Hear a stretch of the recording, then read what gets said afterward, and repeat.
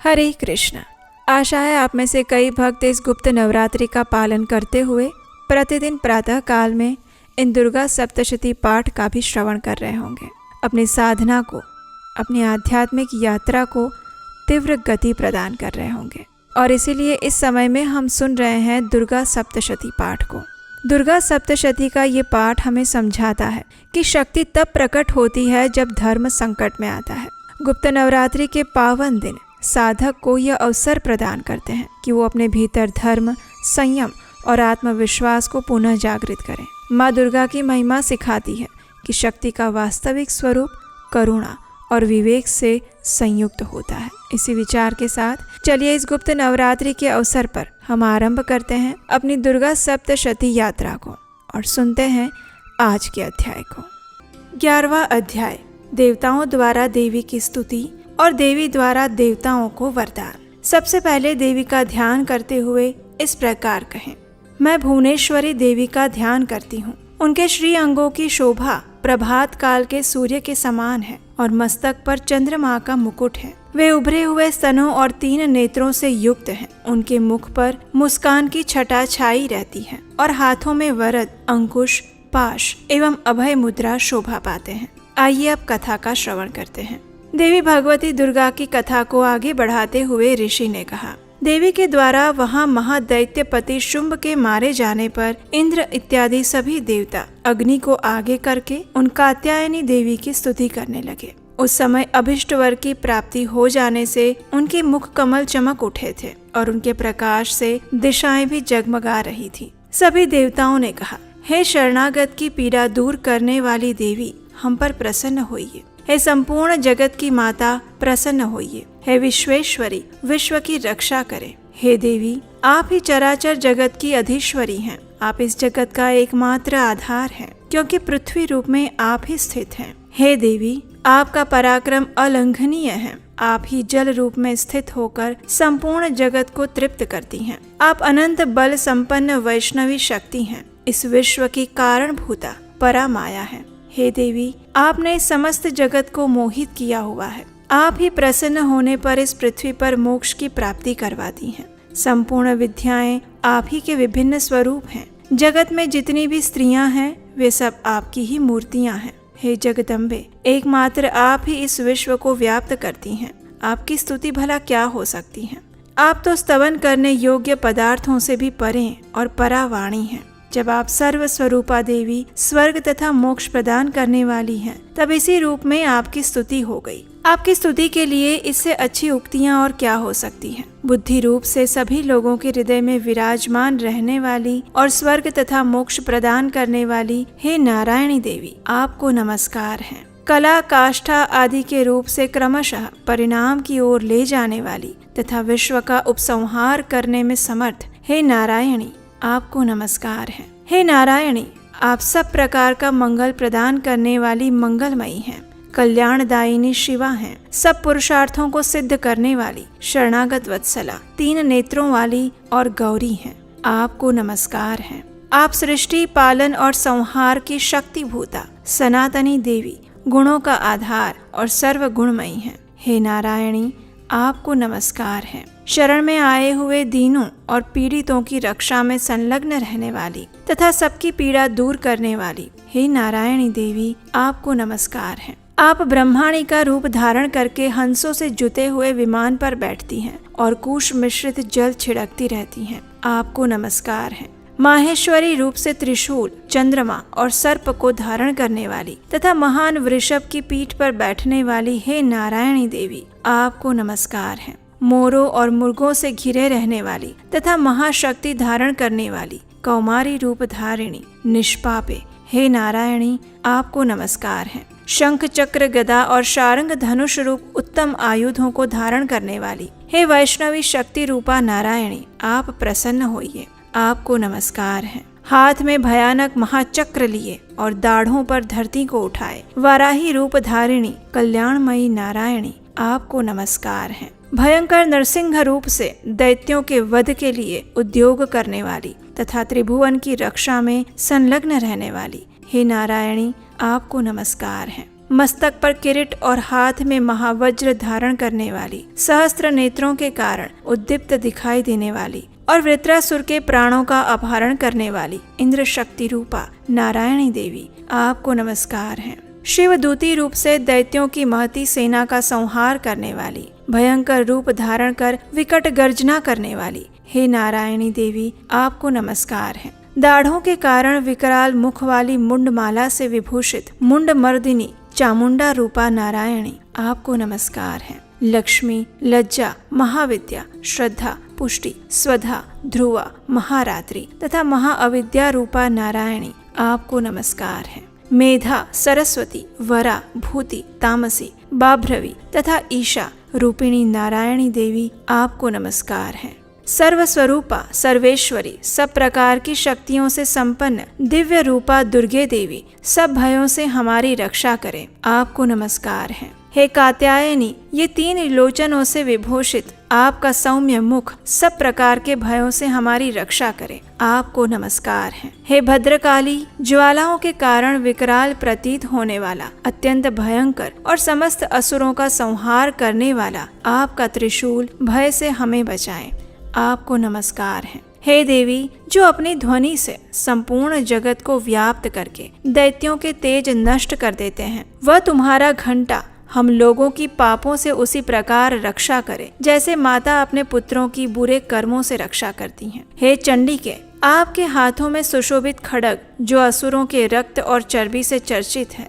वो हमारा मंगल करे, हम आपको नमस्कार करते हैं। हे देवी, आप प्रसन्न होने पर सभी रोगों को नष्ट करती हैं और कुपित होने पर मनोवांछित सभी कामनाओं का नाश कर देती हैं। जो लोग आपकी शरण में जा चुके हैं उन पर विपत्ति तो आती ही नहीं। आपकी शरण में गए हुए मनुष्य दूसरों को शरण देने वाले हो जाते हैं। हे देवी अंबिके, आपने अपने स्वरूप को अनेक भागों में विभक्त करके नाना प्रकार के रूपों से जो इस समय इन धर्मद्रोही महादैत्यों का संहार किया है, वो सब दूसरा कौन कर सकता था। विद्याओं में ज्ञान को प्रकाशित करने वाले शास्त्रों में तथा आदि वाक्यों में आपके सिवा और किसका वर्णन है, तथा आपको छोड़कर दूसरी कौन ऐसी शक्ति है जो इस विश्व को अज्ञानमय घोर अंधकार से परिपूर्ण ममता रूपी गड्ढे में निरंतर भटका रही हो। हे विश्वेश्वरी, आप विश्व का पालन करती हैं, विश्व रूपा हैं, इसलिए संपूर्ण विश्व को धारण करती हैं। आप भगवान विश्वनाथ की भी वंदनीय हैं। जो लोग भक्ति पूर्वक आपके सामने मस्तक झुकाते हैं, वे संपूर्ण विश्व को आश्रय देने वाले होते हैं। हे देवी प्रसन्न होइए। विश्व की पीड़ा दूर करने वाली देवी, हम आपके चरणों पर पड़े हुए हैं, हम पर प्रसन्न होइए। त्रिलोक निवासियों की पूजनीय परमेश्वरी, सभी लोगों को वरदान दीजिए। देवताओं की इस प्रकार प्रार्थना सुनकर देवी ने कहा, हे देवताओं, मैं वर देने के लिए तैयार हूँ। आपके मन में जिसकी इच्छा हो वो वर मांग लो। संसार के लिए उस उपकारक वर को मैं अवश्य दूंगी। ये सुनकर देवताओं ने कहा, हे सर्वेश्वरी, आप इसी प्रकार तीनों लोकों की समस्त बाधाओं को शांत करें और हमारे शत्रुओं का नाश करती रहें। देवी ने कहा, हे देवताओं, वैवस्वत मनवंतर के 28वें युग में शुंभ और निशुंभ नाम के 2 अन्य महादैत्य उत्पन्न होंगे। तब मैं नंद गोप के घर में उनकी पत्नी यशोदा के गर्भ से अवतीर्ण होकर विंध्याचल में जाकर रहूंगी और इन दोनों असुरों का नाश करूंगी। फिर अत्यंत भयंकर रूप से पृथ्वी पर अवतार धारण करके मैं विप्रचित्ति नाम वाले दानवों का वध करूंगी। उन भयंकर महादैत्यों को भक्षण करते समय मेरे दांत अनार के फूल की भांति लाल हो जाएंगे। तब स्वर्ग में देवता और मर्त्य लोक में मनुष्य सदैव मेरी स्तुति करते हुए मुझे रक्त दंतिका कहेंगे। फिर जब पृथ्वी पर 100 वर्षों के लिए वर्षा रुक जाएगी और पानी का अभाव हो जाएगा, उस समय मुनियों के स्तवन करने पर मैं पृथ्वी रूप अयोनिजा रूप में प्रकट होंगी और 100 नेत्रों से मुनियों को देखूंगी। अतः मनुष्य शताक्षी इस नाम से मेरा कीर्तन करेंगे। हे देवताओं, उस समय मैं अपने शरीर से उत्पन्न हुए शाकों द्वारा समस्त संसार का भरण पोषण करूंगी। जब तक वर्षा नहीं होगी तब तक वे शाक ही सबके प्राणों की रक्षा करेंगे। ऐसा करने के कारण पृथ्वी पर शाकंभरी के नाम से मेरी ख्याति होगी। उस अवतार में मैं दुर्गम नामक महादैत्य का वध करूंगी। इससे मेरा नाम दुर्गा देवी के रूप में प्रसिद्ध होगा। फिर मैं जब भीम रूप धारण करके मुनियों की रक्षा के लिए हिमालय पर रहने वाले राक्षसों का भक्षण करूंगी, उस समय सभी मुनि भक्ति से नतमस्तक होकर मेरी स्तुति करेंगे और तब मेरा नाम भीमा देवी के रूप में विख्यात होगा। जब अरुण नामक दैत्य तीनों लोकों में भारी उपद्रव मचाएगा, तब मैं तीनों लोकों का हित करने के लिए 6 पैरों वाले असंख्य भ्रमरों का रूप धारण करके उस महादैत्य का वध करूंगी और उस समय सभी लोग भ्रामरी के नाम से चारों ओर मेरी स्तुति करेंगे। इस प्रकार जब जब संसार में दानवी बाधा उपस्थित होगी, तब तब अवतार लेकर मैं शत्रुओं का संहार करूंगी। इस प्रकार श्री मार्कंडेय पुराण में सावर्णिक मनवंतर की कथा के अंतर्गत देवी महात्म्य में देवी स्तुति नामक 11वां अध्याय पूर्ण हुआ।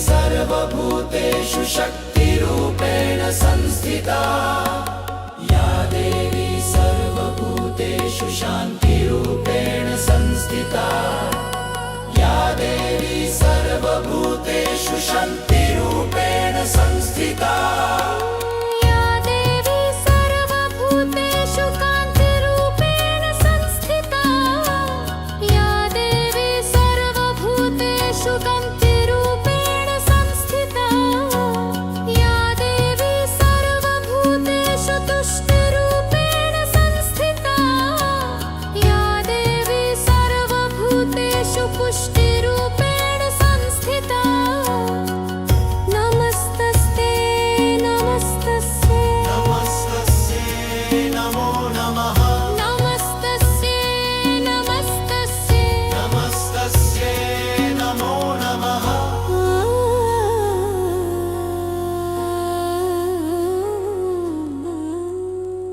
संगीत हमारी सनातन सभ्यता का अहम हिस्सा है और आप सब ने इन कथाओं के माध्यम से सुनाए जा रहे भजन को अत्यंत प्रेम दिया है। और अगर आप ऐसे ही और अधिक भावपूर्ण, हृदय की गहराइयों को छूने वाले दिव्य भजन, संगीत और भगवान के सुंदर स्तोत्र, अष्टकम, आरती, इन सब को सुनना चाहते हैं तो आप हमारे नए चैनल डिवाइन ट्यून्स पर जाकर इन सभी भजन, स्तोत्र इत्यादि को सुन सकते हैं। और अगर चैनल अच्छा लगे तो उसे सब्सक्राइब भी ज़रूर कर लीजिएगा। इसका लिंक नीचे डिस्क्रिप्शन बॉक्स में है और स्क्रीन पर भी मिल जाएगा। हमें आशा है कि ये कथा आपको अच्छी लगी होगी। अगर ऐसा है तो इस कथा को लाइक कीजिए, शेयर कीजिए और अगर अभी तक नहीं किया है तो चैनल को सब्सक्राइब कर लीजिए, नोटिफिकेशन ऑन रखिए। आप हमारे व्हाट्सएप कम्युनिटी ग्रुप के साथ भी जुड़ सकते हैं जहां ऐसे ही सुंदर प्रमाणभूत वैदिक जानकारियां आपको मिलती रहेगी। उसका लिंक नीचे डिस्क्रिप्शन बॉक्स में दिया गया है। और हम आपसे मिलेंगे इसी दुर्गा सप्तशती पाठ के अगले अध्याय की कथा के साथ बहुत जल्द।